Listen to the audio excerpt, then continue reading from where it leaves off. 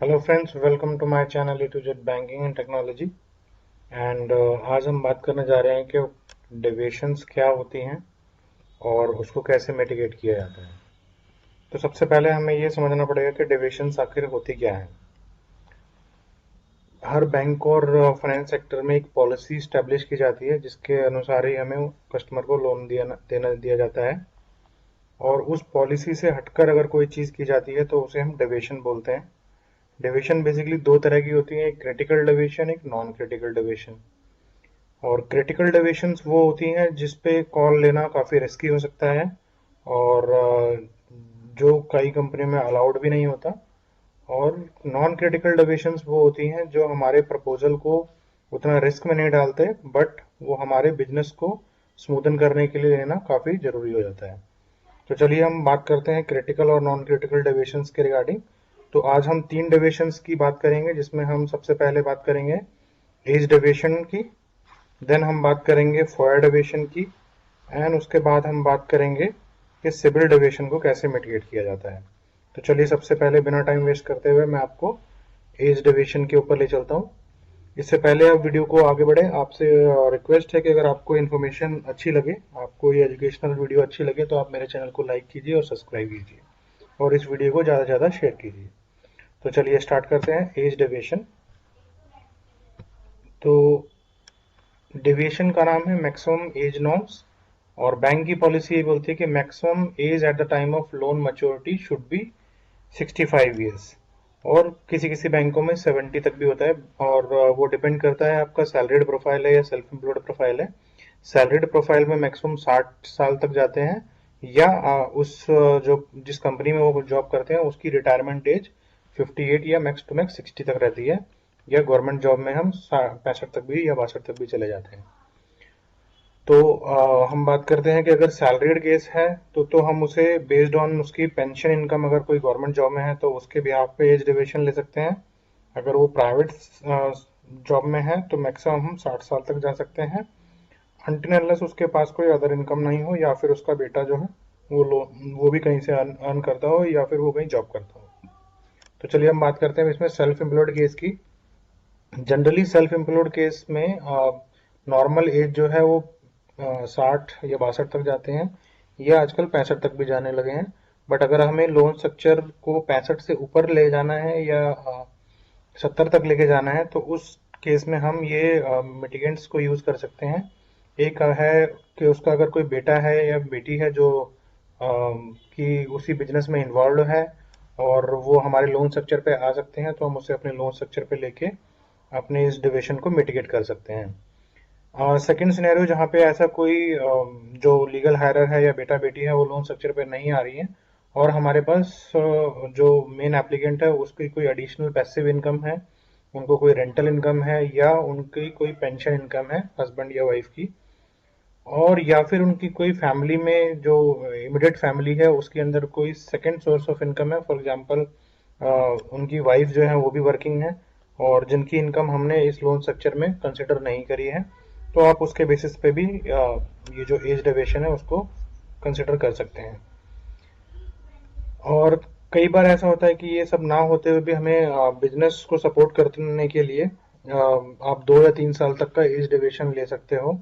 और उसमें आपको ये देखना है कि उस केस में कोई और अदर मेजर डेविएशन उसमें ना ली गई हो और rest of the other parameters में फिट बैठता हो, उसमें कोई हमने मेजर कॉम्प्रोमाइज ना किया हो।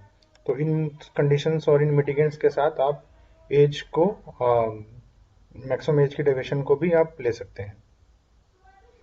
तो चलिए हम अगले डेविएशन की ओर बढ़ते हैं, जहाँ पे हम बात कर रहे हैं कि फॉयर डेविएशन की। फॉयर डेविएशन की जो बैंक पॉलिसी होती है वो जनरली 60% की होती है या मैक्सिमम 65% होती है। वो डिपेंड करता है आपका प्रोडक्ट टू प्रोडक्ट भी। अगर आप वनीला इनकम प्रोग्राम या जिसे बोलते हैं डॉक्यूमेंटेड इनकम प्रोग्राम पे आप बना रहे हैं, तो उनको आप 60-65 तक भी आप कर सकते हैं। और अगर आप इनको सरोगेट प्रोग्राम में बना रहे हैं तो आप इसमें फॉर डेविएशन मैक्सिमम 65 तक जा सकते हैं। इसमें क्या क्या डेविएशंस के जो पैरामीटर हैं जिनको हम मिटिगेट जिनके बेसिस पे आप मिटिगेट कर सकते हैं, तो वो चलिए हम बात कर लेते हैं उसके रिगार्डिंग। अगर आप ये सिक्योर्ड लोन फंड कर रहे हैं तो सिक्योर्ड लोन में अगर आपका एलटीवी कंफर्टेबल है, LTV basically loan to value है, लोन टू वैल्यू आपकी कंफर्टेबल है, और आपका जो डबल वैमी है, डबल वैमी बेसिकली क्या होता है, जो आपका फॉयर प्लस एलटीवी को कंबाइंड जब हम कैलकुलेट करते हैं तो उसको हम डबल वैमी कहते हैं। जैसे अगर आपका फॉयर 60% का है और एलटीवी आपकी 55% की है, तो आपका 115% की डबल वैमी आ जाएगी। या फॉर एग्जांपल अगर आपकी एलटीवी जो है वो 60% की है और फोयर जो है वो भी 60% की है, तो आपकी जो डबल वैमी है 120% की हो जाएगी। तो जनरली वो मार्केट स्टैंडर्ड है कि हमें फोयर और एलटीवी का कॉम्बिनेशन 110% तक ही रखना चाहिए। ये बैंकों का अलग अलग हो सकता है। और अगर ये हमारा लोन जो है अनसिक्योर्ड लोन है और हम उसमें फोयर डेविएशन लेना चाहते हैं, तो हमें अपने जो कुछ पैरामीटर हैं उनको ध्यान में रखना पड़ता है। जैसे कि उनका जो एवरेज बैंक बैलेंस है वो कंफर्टेबल हो, उनकी सिबिल हिस्ट्री जो है वो काफ़ी कंफर्टेबल होनी चाहिए, कोई उसमें मेजर डिफ़ॉल्ट नहीं होना चाहिए। एंड देन उनका जो बिजनेस है जिसके बेसिस पे हम उन्हें अनसिक्योर्ड लोन देने वाले हैं, उसका बिजनेस का विंटेज कितना हुआ है, और उनका सेटअप किस तरह का है, स्टॉक की मात्रा कितना है, और उनकी बिजनेस ग्रोथ क्या है। इन सबको दिखाते हुए आप इसमें फॉयर की डेविएशन भी ले सकते हैं। इसके साथ साथ ही अपना, जैसा हमने प्रीवियस पॉइंट में बोला कि अगर उनकी कोई पैसिव इनकम है, जैसे कि हमने बताया रेंटल इनकम, पेंशन इनकम, या second source of income of the family which is not considered in driving the eligibility, so उसके बेसिस पे आप फायर का डिविजन भी ले सकते हैं। थर्ड पॉइंट इसमें यह है कि अगर इन दोनों के दोनों पॉइंट जो अपने पास हैं वो इस चीज़ को कवर नहीं कर पा रहे हैं, तो आप बिजनेस कॉल ले सकते हैं इसमें। और बिजनेस कॉल के अंदर आप ये कह सकते हैं कि बिजनेस का जो मॉडल है वो प्रॉफिटेबल है, और उसका जो इमिडिएट नियर बाय फ्यूचर में उसके प्रॉफिट्स में इंक्रीमेंट होने के चांसेस हैं। जैसे कई बिजनेसेस ऐसे होते हैं जो एक्सटर्नल फैक्टर की वजह से नियर बाय फ्यूचर में काफ़ी अच्छा ग्रोथ करने वाले हैं, उसको आप दिखाते हुए या उनके future projection, projected data financial projection के बेसिस पे या सीएमए डेटा के बेसिस पे भी आप बिजनेस कॉल ले सकते हैं। तो चलिए हम अगले नेक्स्ट डेविएशन की ओर बढ़ते हैं, जहाँ पे हम बात करेंगे कि सिबिल ओवरड्यूज हो, सिबिल में राइट ऑफ हो या सेटल स्टेटस हो, उसको हम कैसे मिटिगेट करते हैं। तो जो बैंक की पॉलिसी इसमें ये कहती है कि सिबिल में कोई राइट ऑफ नहीं होना चाहिए, सिबिल में कोई डेविएशन मतलब सेटलमेंट नहीं होना चाहिए, और कोई ओवरड्यू वगैरह नहीं होना चाहिए।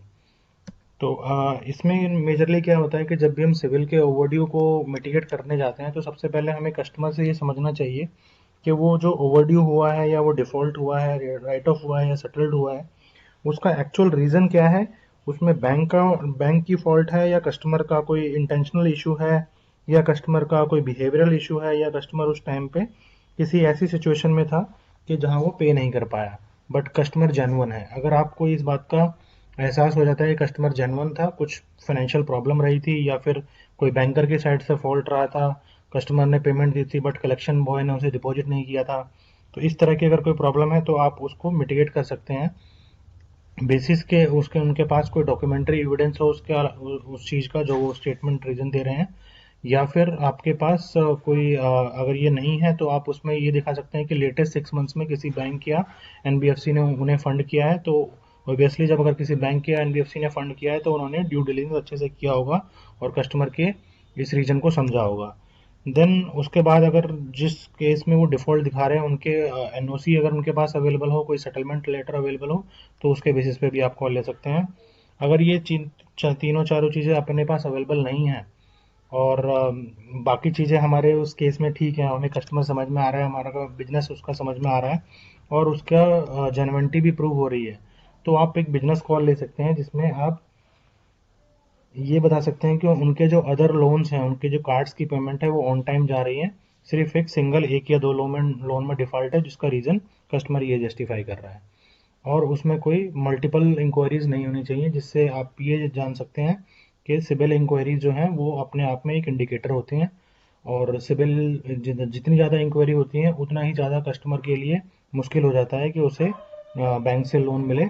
एंड सेकेंडली जो सिविल इंक्वायरी है वो काफ़ी सारा इंडिकेशन भी देती हैं।